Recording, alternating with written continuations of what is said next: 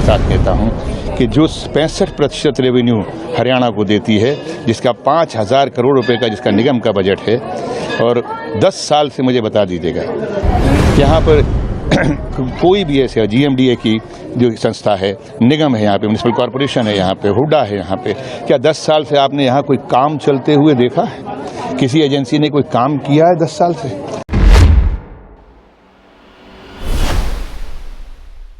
गुरुग्राम में कांग्रेस ने लोकसभा चुनाव के लिए गुड़गांव हरियाणा सीट से राज बब्बर को मैदान में उतारा। राज बब्बर ने कहा, गुरुग्राम के लोगों के पास जाएं और उनसे पूछें कि क्या पिछले सांसदों ने गुरुग्राम के मुद्दों का समाधान किया था? क्या गुरुग्राम के लोगों को उनका उचित अधिकार नहीं मिलना चाहिए था?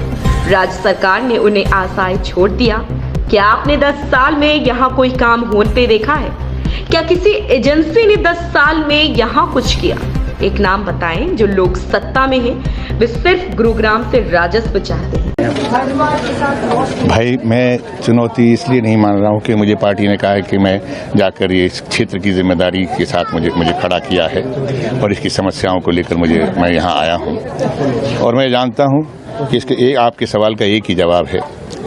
आप जाइए, जो माइक मेरे मुंह पे रखा है, आप गुड़गांव की जनता के पास में जाइए कि यहाँ पर जो 10 साल मंत्री रहे या उससे 15 साल पहले साल भी सांसद या जो भी रहे, चाहे कांग्रेस की सरकार में है, क्या उन्होंने इतने बरस सांसद रहने के बाद में क्या गुड़गांव की समस्याओं को ख़त्म कर दिया? क्या गुड़गांव की समस्याओं का जो उनका अधिकार था, जनता का जिन्होंने चुन के भेजा, क्या उनको उनका अधिकार नहीं मिलना चाहिए था?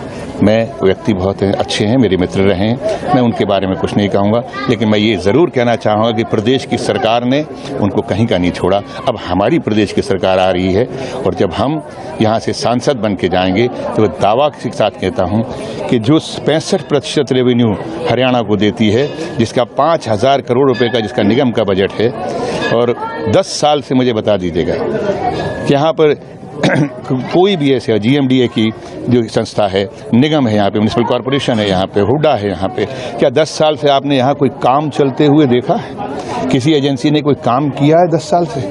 मुझे एक जगह बता दीजिएगा कि यहाँ पानी रुका हो, जहाँ पानी रुका था, नावें चल रही थी गुड़गांव के अंदर, क्या उससे बाद में भी कोई काम शुरू हुआ? यहाँ कोई उसके निवारण का कोई योजनाएं बनी होंगी तो कागज़ पे, लेकिन ज़मीन पे नहीं बनी।